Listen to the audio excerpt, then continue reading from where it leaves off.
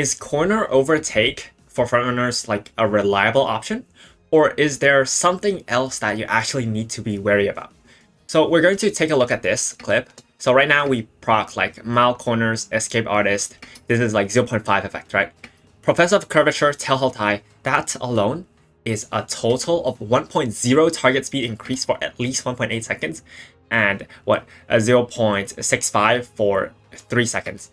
Well, times 1.6. So this is a crazy amount of speed skills that proc on the third corner, and they stacked on top of each other as well. But why is it that the Saiyans guy just fails to overtake? Is there something going on? What's actually, like, what caused the Saiyans guy to not be able to overtake? The answer lies in the no zone. So not many people are talking about it because this is an actual, like, very obscure mechanic that not many people know about nor know how to apply. This is something that I study a lot in the JP environment, and yeah, it's relevant, but at the same time, it's very difficult to control. The no zone, also known as the no overtake zone or the difficult to overtake zone in Japanese, or simply normal mode in the Umamusume race wiki. So like the in the Umamusume race mechanic stock. So this is a mechanic that controls the lane movement of the Umamusumes. Normal mode exists like anywhere on the track, but the no zone in particular is present in every single course, but only 200 meters before you enter the first corner. The first corner that you come in contact with. So on courses that doesn't have a corner, it's not going to happen. So right here, we are about 1250 meters remaining. And so we're going to go on the uphill, and at this moment, at around 33 seconds, we entered the no zone. Now, the behavior of the Umas is going to change. Everybody now is forced into normal mode, and they will have two things that happen to them. First of all, they will stop being able to move on the outside. So they will literally refuse to move outwards. Like, they can't move to the right. On this course, which is like a left turn, a left-handed, they will not move to the right. And the second thing that they do is that they will default to trying to move to the inner lane. This is a massive issue. This is a big deal, very, very big deal for frontrunners. Because if you take a look at Tokyo 1600 meters, this isn't an issue in Tokyo 2400, this isn't an issue in Kyoto 3200. This is an issue on a shorter track, which is mile races, 1600 meters Tokyo. We only have two corners, right? So imagine that you try to overtake on a corner. What's that going to do to your Uma? If your Uma is right behind P1, so, okay, I'm going to use terminology here. P1 is position 1, P2 is position 2, lane 1, lane 2, meaning the innermost lane, the second to innermost lane, and like lane 3, right, etc., etc. I'm going to use some terminology here. Try to follow me. So right here, Saiyan Sky during the no zone. So the no zone ends right before we enter the third corner. So the second we enter the third corner, it ends, which is around here. So like right at the very end of the downhill. This is the downhill. You see like the triangle here? So no zone ends around here. And so she's able to proc mild corners and escape artists because she's on like a corner, right? Escape artist procs randomly, but you get the point. Right now, due to no zone, she was forced to move towards the inner lane. Where was she like 10 seconds ago? She was, right now we're not in the no zone. We're not in the no zone. Lagging. Okay. Right now we entered the no zone. Saiyan Sky is in P2, but very close to P1, right? She overtakes a little bit. And right now she is on lane 2 P1. They are side by side. But then because of them entering the no zone, she defaults. She enters normal mode and she chills out for a bit. And the second there's an opening in their inner rail that nobody is occupying, she is going to fall back into it. she's going to bank herself up to the rail. Yeah, right there, like this, just like this. So we exit the no zone and enter the third corner while Sand Sky is in P2 lane 1. This is a massive issue. Let me show you what this means. So it's difficult to understand this without just actually drawing. So let me just forgive my terrible artwork. Let me just make this. All right. So we're going to use two colors. We're going to use red, and color 2 we're going to use blue. Right. So red and blue. We start from here, red and blue. So let's take a look at this. Right here is corner 3.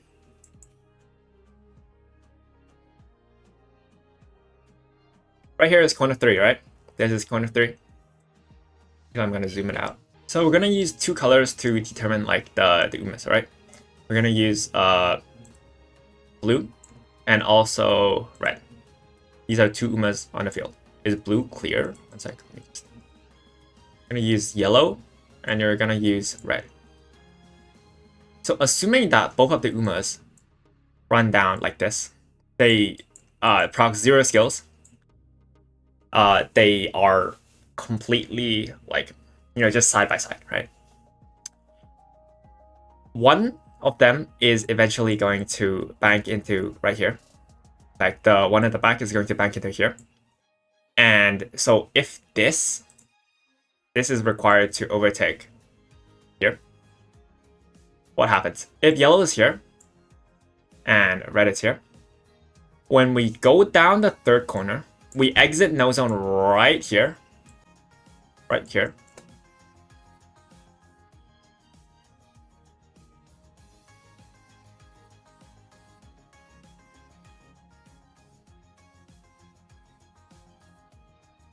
We exit the no zone right here.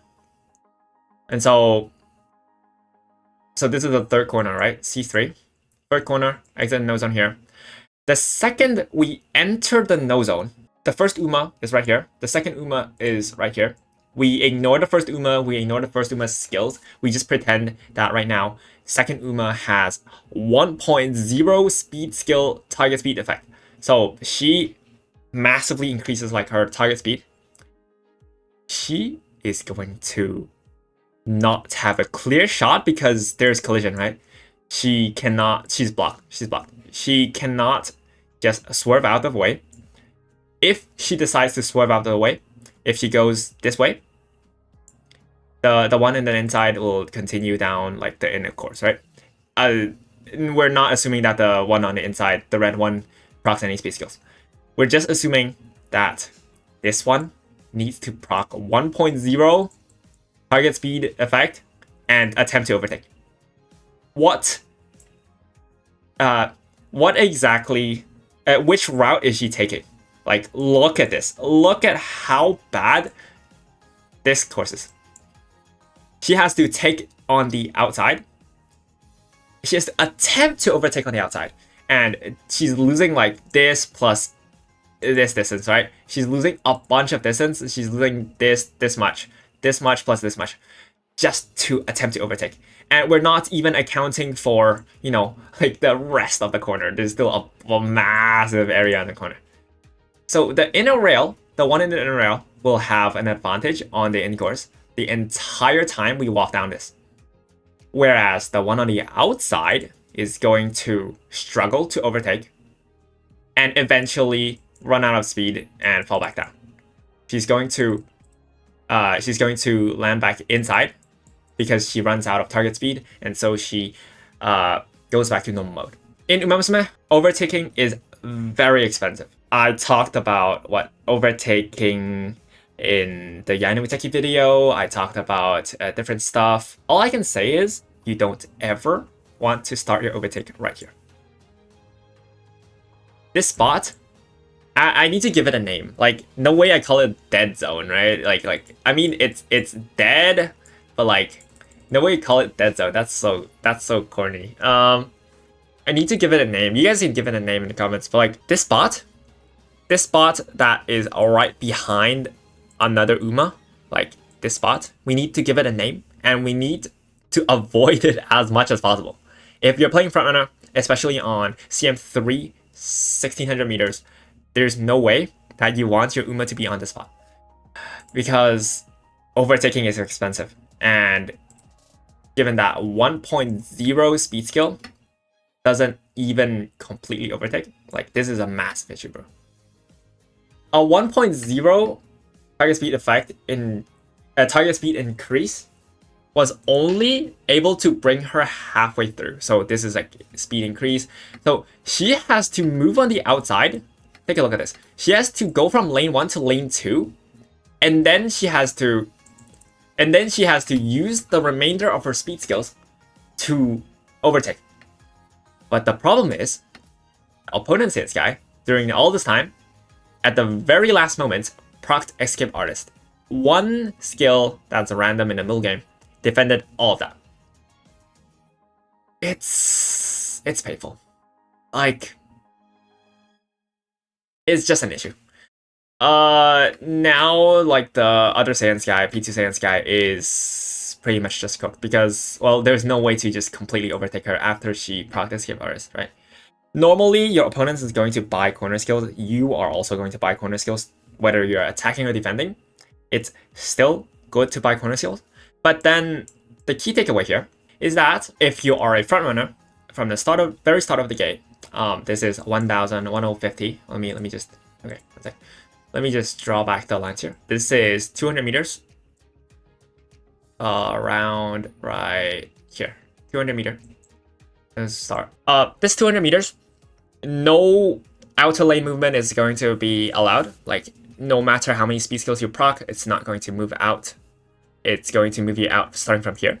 So what we actually want to do, if you want to win on a frontrunner, or if you want to more consistently get the rod as frontrunner, I'm told to not say things so adamantly, like just leave some leeway, because like there's room for interpretation on this. If you want to improve your consistency here, first of all, during this area, from say 1400, 1600, these 200 meters, after groundwork procs like 5 seconds into the game, you complete acceleration, right? If groundwork procs 5 seconds into the game, you complete your target speed acceleration on frontrunner.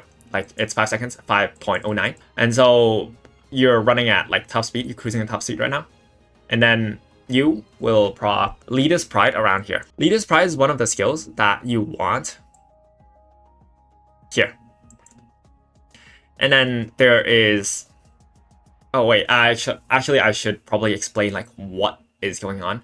So when Umas leave the gate, right? The Umas leave the gate, it's like what, one, let's just pretend like everybody is done accelerating. It's like 1, 2, 3. Let's just pretend they're like what, at most 4 Umas. One of them are like right here. So they're shuffling. You'll see them shuffling a lot from your CM runs. Like maybe what, green overtakes a little bit. And then yellow is in the inner rail, but she's lane 2. Right now it's just lane 2 green. Orange is still lane 2, and then blue is kind of like, blue just kind of falls behind, right? You know? And then if given the chance, green will insert herself into like the lane 1, right? If given the chance, she'll do that. And so yellow, if you have what, Unyielding Spirit, you have if you have Leader's Pride, you're going to proc, and then you're going to hold your inner rail position, and so green will stay on the outside. Leader's Pride, Unyielding Spirit is going to do this kind of stuff. Both of these skills are super good. So green won't be able to completely cover you, right? Once you guys enter the no zone, after a while, you know, like right here, she's actually going to like once you enter the no zone, around here, maybe you guys like fight for a little bit more. You guys go on the uphill. You guys go on the uphill right here. You guys go on the uphill right here. You lose. You win the power check. You power check them. You power dip them, and they fall back a little bit. By here, they are going to be right here. Meanwhile, orange by this time they're going to be right here. They're going to shuffle, right? Orange by this area around here, he's going to already like be banked in the inner lane, and so green is going to be stuck on lane 2. As long as they're rubbing on each other, they're as long as P1 lane 1 yellow is holding the inner rail position from P2 lane 2 green will not have like an opening to stuff herself in, right? And so green right now, where our protagonist is green, green is going to stay on the outside.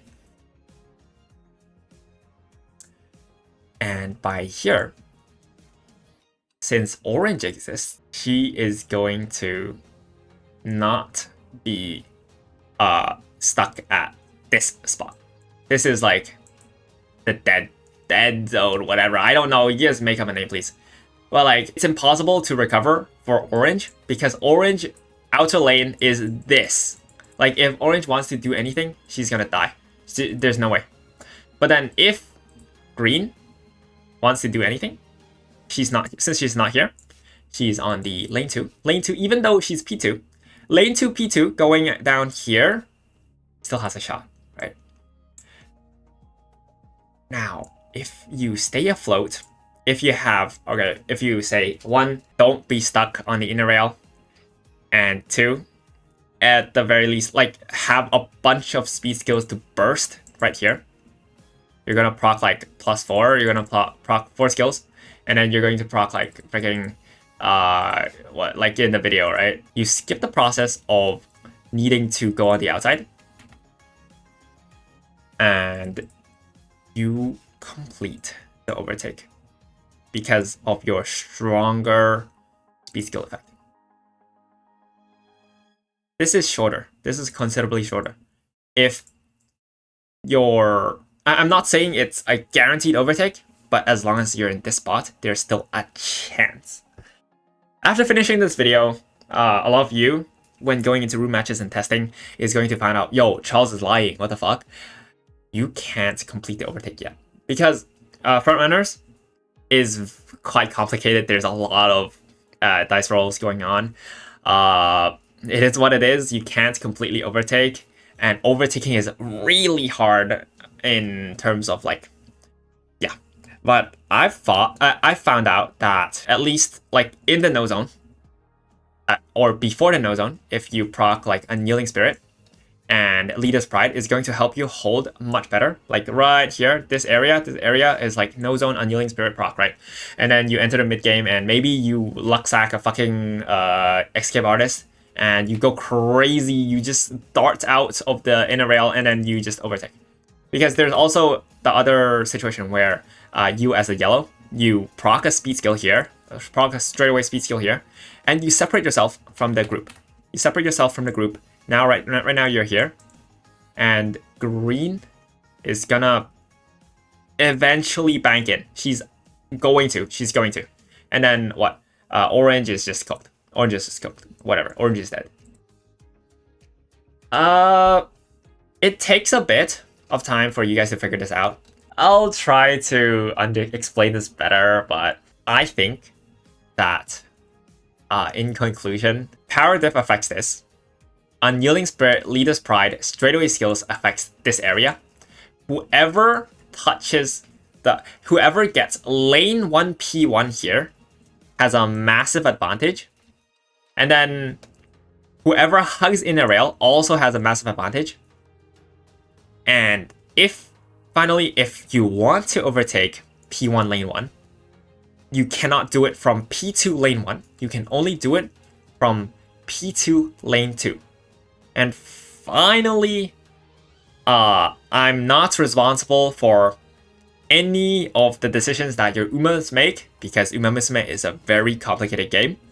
And if any of you say, thank you, Victoria Frontier, I'm going to ignore it because I'm just sharing what I know, and I'm sharing this PDM stuff with you guys because nobody's talking about it. Don't get stuck on the inner rail. If you stuck in this spot, you're cooked.